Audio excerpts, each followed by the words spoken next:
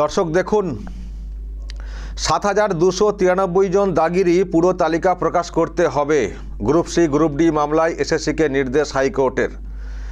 নিচে লেখা, এসএসসি মামলায় মেয়াদ উত্তীর্ণ প্যানেলে যারা চাকরি পেয়েছেন তাদের নামের তালিকা চাইল কলকাতা হাইকোর্ট। বিচারপতি সিংহ জানান, পরবর্তী শুনানির দিন তালিকা দিতে হবে।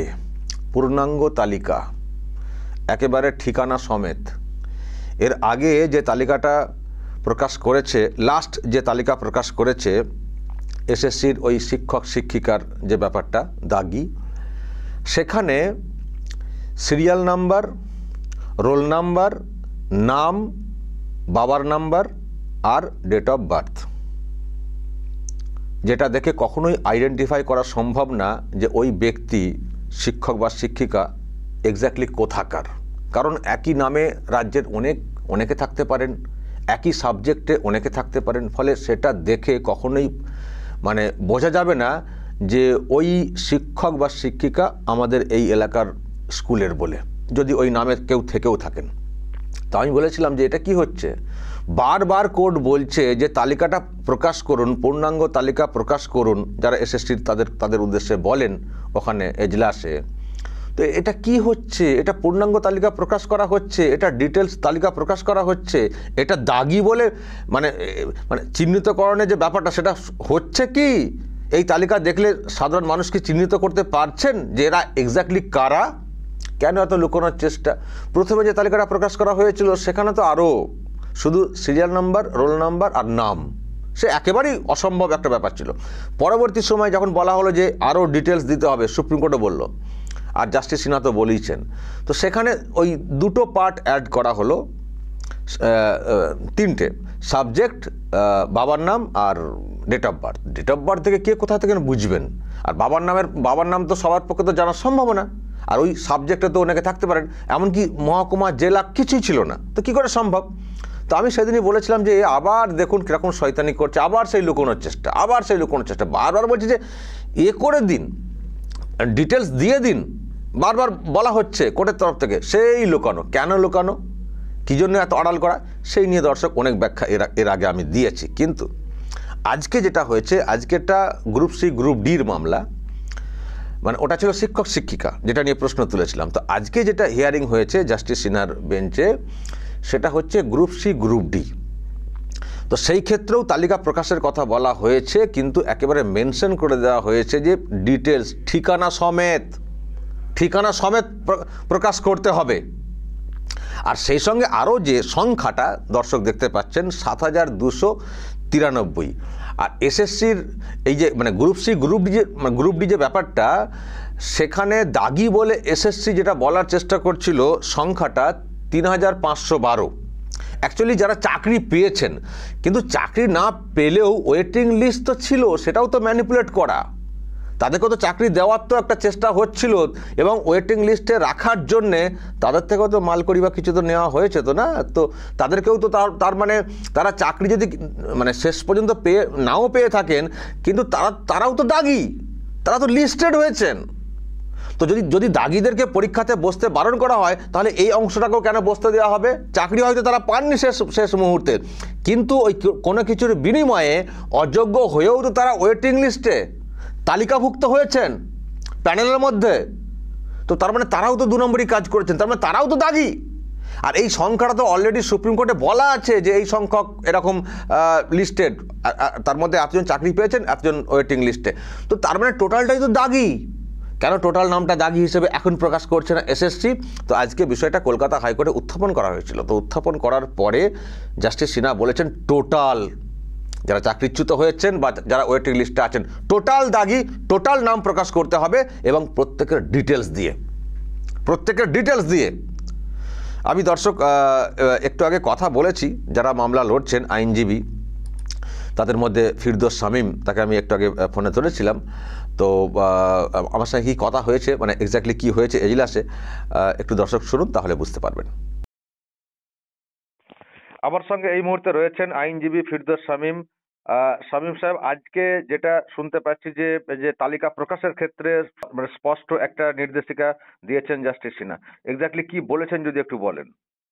দেখুন, এই যে স্কুলের যে অশিক্ষক কর্মী নিয়োগে যে দাগি ক্যান্ডিডেটদের নিয়োগ করেছিল, সেখানে এই গ্রুপ সি গ্রুপ ডিতে মোট ৩,৫১২টি দাগি ক্যান্ডিডেটের নাম প্রকাশ করেছে। অথচ সুপ্রিম কোর্টের সামনে এসএসসি নিজে এফিডেভিট দিয়েছে, আমি সেই এসএসসির ট্যাবুলার চার্ট থেকে দেখিয়ে দিয়েছি যে এই দুটো ক্যাটাগরির মাত্র এই দুটো সিলেকশনে অর্থাৎ গ্রুপ সি গ্রুপ ডিতে 3টে ক্যাটাগরিতে out of the panel, rank jump এবং ওএমআর শিট ইস্যুতে ৭,২৯৩ জন টেন্টেড ক্যান্ডিডেট রয়েছে। এর বাইরে রয়েছে এক্সপায়ারি প্যানেল। ফলে এই যে 3টে ক্যাটাগরিতে ৭,২৯৩ জন ক্যান্ডিডেটের নাম প্রকাশ করা উচিত ছিল, তারা কি করেছিল অর্ধেকের থেকে কম প্রকাশ করলো, ৩,৫১২। মানে বাকি জনদের আবার পরীক্ষায় বসিয়ে দেওয়ার ধান্দা। ওই একই মডেল যে কি যেন তেন প্রকারেণ দাগিদের পরীক্ষায় বসিয়ে দেবো, আবার টাকা নেব। কারণ এর আগে এই যে টেন্টেড ক্যান্ডিডেট যারা, তারা কিন্তু প্রত্যেকে চাকরি পাননি। ইভেন যতজনকে রেকমেন্ড করেছে তার থেকে বেশি জনের ওএমআর এর মার্কস ম্যানিপুলেশন করেছে, অর্থাৎ তাদের কাছ থেকে টাকা নিয়েছে। খুব পরিষ্কার, তার যতজনের ভ্যাকেন্সি তার থেকে বেশি জনের কাছ থেকে বাজার থেকে টাকা তুলে তাদের নাম্বার বাড়িয়েছে।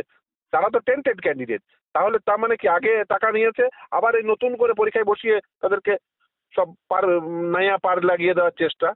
ফলে এই যে টেন্টেড ক্যান্ডিডেটদের প্রতি এসএসসি এবং এই যে সরকারের প্রীতি খুব পরিষ্কার হয়ে যাচ্ছে। এবং টেন্টেড লিস্ট বার করলেও সেখানে কোনো ডিটেলস দেয়নি, নাম কি, মানে নামটা দিয়েছে, বাবার নাম, কোন স্কুল, কোন ক্যাটাগরির, সেটা কিচ্ছু দেয়নি। ফলে এই যে তাদের পরিচয় হাইড করা এবং লেস নাম্বারে তাদের এই দাগি ক্যান্ডিডেটদের নাম প্রকাশ করা, ফলে এই দুটো মিলে আজকে মহামান্য বিচারপতি নির্দেশ দিয়েছেন যে এইটা প্রকাশ করতে হবে ৭,২৯৩ জনের লিস্ট, এবং বাকি এক্সপায়ারি প্যানেলটা আদালতে প্রেস করবে। যেহেতু এক্সপিরিয়েন্সের 5 নাম্বার দেওয়া হয়েছে, ওই তার সাংবিধানিক বৈধতা চ্যালেঞ্জ আছে, সেইটা মহামান্য বিচারপতি পরে শুনবেন, মানে 4 তারিখে শুনবেন। কিন্তু এই মামলার, এই যে পলাশের মামলার সেটের উপরেই নির্ভর করবে এই সিলেকশন প্রসেসটা কি হবে। না, আমি যে সংখ্যাটা আপনি বলছেন 7,000 সামথিং, এটা কি group C group D only? Group C group D only, এবং এর সঙ্গে আরো 2,000 ধরুন যোগ হবে। তার কারণ এক্সপায়ারি প্যানেলের তথ্যটা আদালত বলেছে আদালতে জমা করতে।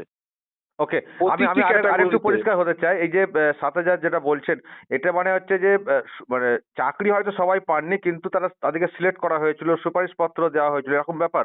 না না না না, তাদের ওয়েট লিস্টেড ক্যান্ডিডেট ছিল। তার কারণ কি হয়েছে বলুন তো, কারোর সাথে ডিল হয়েছে 10 লাখ টাকা। এবার 10 লাখ টাকা হয়তো 2,800 সিট, কিন্তু 10 লাখ টাকা তুলে নিয়েছে 3600 জনের কাছ থেকে। এবার সবাইকে চাকরি দিতে পারেনি, স্বাভাবিক। কিছু ওয়েট লিস্টে দিয়ে পরে রেট বাড়িয়েছে, বা বলেছে অন্য জায়গায় দেবো, কিছু একটা তো করেছে অ্যারেঞ্জমেন্ট। আচ্ছা, ওই টোটাল লিস্টটা বের করতে বলা হয়েছে, তাই তো? একদম, কারণ হচ্ছে সকলেই তো টেন্টেড ক্যান্ডিডেট, একেবারে। সে চাকরি পাক বা না পাক, তার তো ওএমআর শিটের নাম্বার বেড়েছে, সে তো টাকা দিয়েছে। কারণ তাকে যদি আবার পরীক্ষায় বসায়, তাহলে তো সে তো আবার ওই টাকার সঙ্গে আর কিছু যোগ করে দিয়ে সে আবার তো চাকরি নিয়ে নেবে, বা তাকে চাকরি দিয়ে দেওয়ার একটা ব্যবস্থা হবে। হ্যাঁ, ব্যবস্থা হবে। যেটা শিক্ষক শিক্ষিকার যে তালিকাটা প্রকাশ, সেখানেও তো ডিটেলসটা নেই কোন স্কুলের চাকরি, ওটা তার পরবর্তীতে প্রকাশ করেছে, কিন্তু তার ফুল ডিটেলস নেই। আগামী 3 তারিখ সেই মামলাটি রয়েছে, মৌসুমী মন্ডলের ম্যাটারটি, কারণ যেটা সুপ্রিম কোর্ট সরাসরি চ্যালেঞ্জ করে, মানে এসএসসি সরাসরি চ্যালেঞ্জ করেছিল সুপ্রিম কোর্টের সামনে, সেই ম্যাটারটি আগামী 3 তারিখ রয়েছে। আর আজকে গ্রুপ সি গ্রুপ ডিটা হলো, আগামী 3 তারিখ আবার ওই ম্যাটারটি রয়েছে। ওই সেখানেও কি উল্লেখ করবেন যে ডিটেলস দেওয়া হয়নি? অবশ্যই যা পয়েন্ট আছে সব উল্লেখ করব। এবং শুধু তাই না, সেখানে আরো ডেঞ্জারাস জিনিস হয়ে যাচ্ছে। আমি সেগুলো নিশ্চিত হয় যখন আমি আর্গুমেন্ট করব, আজকে যেমন এই গ্রুপ সি গ্রুপ ডিটা দেখালাম, সেটা নিশ্চিতভাবে সেদিন দেখাবো। আপনি কি এখন দিল্লি যাচ্ছেন? হ্যাঁ, দিল্লি যাচ্ছি। মানে কি মামলা আছে নাকি? আগামীকাল কন্টেম্প ম্যাটারটি রয়েছে। এই কারণ হচ্ছে ওই যে এখনো পয়সা ফেরতের ব্যাপারটি এখনো পর্যন্ত সরকার করেনি। ফলে আমাদের যেটা আদালতের নির্দেশ, যে টেন্টেড ক্যান্ডিডেটদের প্রত্যেককে পয়সা ফেরত দিতে হবে। তারা চাকরির যে মাইনে পেয়েছে চাকরিকালে, সেই মাইনে তো অ্যাকচুয়ালি তারা পাওয়ার হকদার না।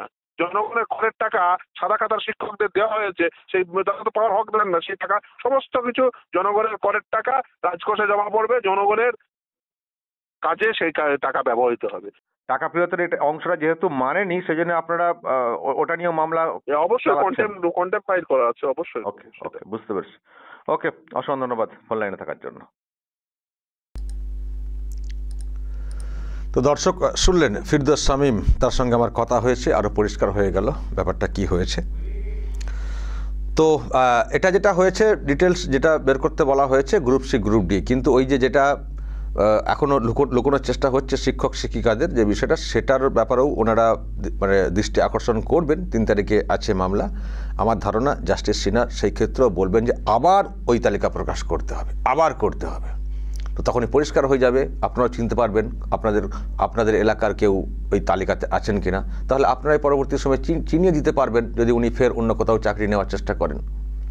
ফলে যেভাবে কার্যত উলঙ্গ করে দিচ্ছে কলকাতা হাইকোর্ট, এবং আমি আগেই বলেছি জাস্টিস সিনহার কবলে পড়ে গেছে বিষয়টা, এই মুহূর্তে সুপ্রিম কোর্ট থেকে ফিরে এসে উনি কিন্তু ছাড়বেন না, সব ওপেন করে দেবেন, সব করিয়ে দেবেন, সমাজের চোখে চিনিয়ে দেবেন। তাই বলি আর বেশি দিদির প্রতি ভরসা করতে লাভ নেই।